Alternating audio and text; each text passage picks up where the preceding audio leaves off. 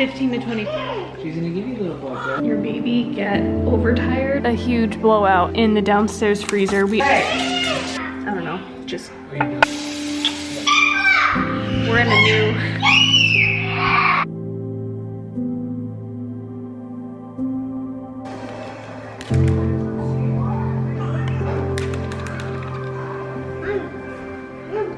So this is my extra milk that I just pumped from our last feeding after waking up. Sebastian, look at me. Say sorry for yelling. He's cranky, honey. Made this banana cake the other day and the kids absolutely love it. I love it. It's made with like almond flour, bananas, maple syrup. I don't know, just it's like relatively healthy. Sebastian already had his. Did mommy give you a piece already? Yeah. Give me, please. Sebastian. Say Mila. Say Mila. You gotta ask her. She's gonna give you a little bug, Dad. You better give me a big. Go. Come sit. You wanna go back to bed this morning? Just from now.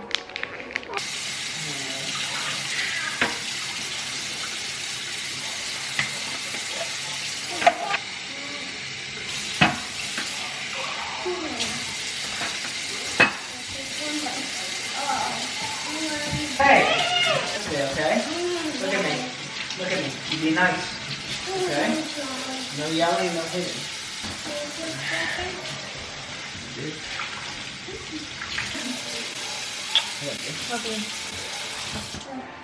Where'd you put the outfit, babe? Oh, right by the washer on the floor. She always ends up with a huge blowout in the morning. Every single morning. I guess it's just from, you know, because she doesn't like poop all night. Our bedtime is 8:30 and she's been giving me a stretch from either between like 1 and 2:30. Wakes up between like 5:30, 6, 7. Last night she woke up at 1 o'clock, so it was like a little bit earlier, like over an hour earlier. So that meant she woke up at 5:30 and then I fed her and everything. And I guess because like she's sleeping so much longer, she like doesn't have the urge to poop before then. I've been so backed up on her laundry lately, but I finally got it done yesterday. No, Gino said, oh, there was a blowout. Oh, I hope you didn't get it on this good blanket. This is her hospital blanket. I have like a weird attachment to like all the hospital stuff. Yeah, it's right here. I think this one. She's slowly transitioning out of the newborn. I mean, she's 10 weeks old this Thursday. It's Monday right now, so it is to be expected, but this is considered like a newborn outfit, but it was like a bigger newborn outfit, so I just want to make sure she gets like enough wears out of it.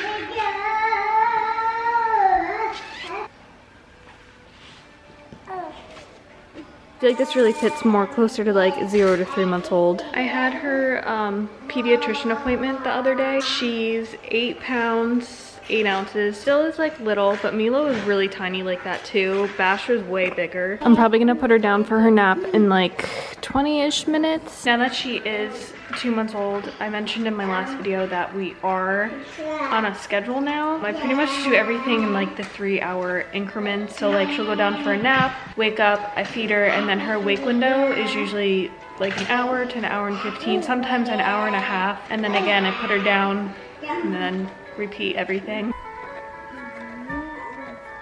I really need to like clean up everything, finish cleaning the kitchen from like breakfast and stuff, and just organize everything. This is our only source of heat right now, and I just want to like quickly say it's very, very cold outside. We've been in like this, like I guess like huge cold front. Like I'm talking like it was -5, -4. Like right now it's like I think -1 outside. There's like actual ice on all of our windows, and I've spoken about this before.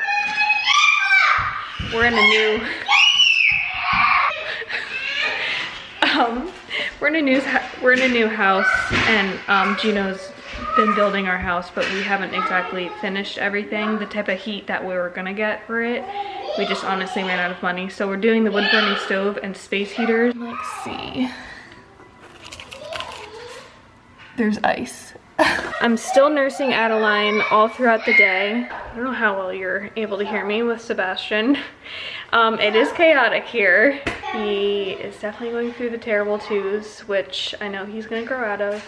And I wanna just quickly say, I feel like the transition from 1 to 2 kids was way harder than 2 to 3 kids. I don't know, it kind of just feels like, it's like, I don't know. I felt like way more of a difference when I went from 1 to 2 to 2 to 3. And I think it's because Mila and Bash have each other to entertain each other. Like Mila used to act like that with me, and I would like try to take care of Bash, and he was like just like a newborn and small baby. And you know, like if you had a baby before, they're really hard to deal with. But I feel like once you have like your third, your other two entertaining each other, and it makes things a lot easier. Not saying that I still don't have these chaotic days, which you can just hear like the screeching in the background, which gets to you. But anyway, that is the only time I clean that many bottles. I mentioned that I wasn't freezing milk, and then like the other day I got really stressed out when I went to the pediatrician, because I just get really stressed with leaving the house, unfortunately. And it's really because everything like is an hour away, so it's just, it takes such a long time, and just like the feedings out in public is just like really stressful. But I noticed like a small like dip in my milk supply that day, and I just had this weird fear come over me, like what if like something happens and I run out of my milk supply, which I don't think would happen. But like, you know, when I finally have like the energy to clean the parts and I do have extra milk, I've been freezing that milk like the past like few days. I know this sounds confusing. The milk that you're seeing that I'm dumping is just because it's been sitting out, and I don't have the energy to get up in the middle of the night. And quite frankly, I don't want to like save like too much, like every single drop. So I'm doing like a couple bags I'm saving here or there, and then I'm just disposing the rest of it. Like there's just like a couple bags in here. I actually have to bring this in the downstairs freezer. We honestly don't even have that much room, so I don't know. She may not end up even drinking the freezer milk, because she's been just like exclusively nursing, except for like technically the 2 bottles, the bottle before bed and then in the middle of the night when the parts are clean, and like the rest is just on my boob. I'm just being honest here, like again, taking everything day by day, but I really just want to avoid like excessive milk in the freezer and then having to like throw it out, because that's what happened with Sebastian. So that's really what's going on here. But now I'm having these like fears, like, okay, if I don't have like a little bit saved, like watch that be the time that I dry up or something like happens and we need it. I don't know. I feel like the cleaning is just endless. Like I feel like I've cleaned this area, or I will clean this area at least like 15 to 20 times today.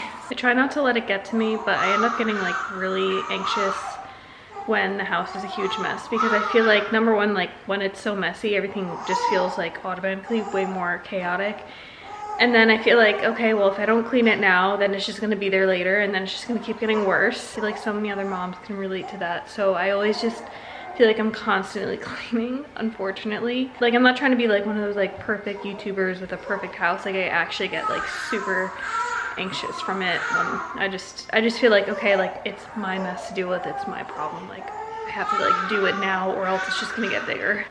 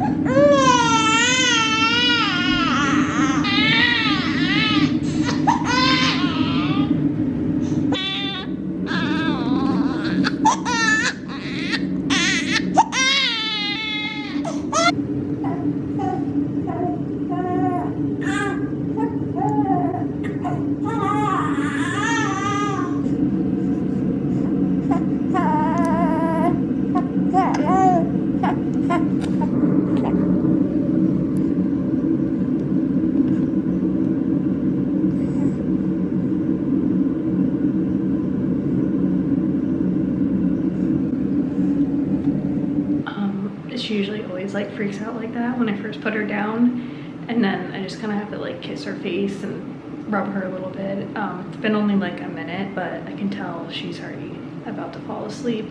The key is you don't want to let your baby get overtired, because once they get past that stage of being overtired, like forget even trying to get them to sleep. It'll be like a nightmare, and you want to put them down when they're drowsy, not when they're actually sleeping.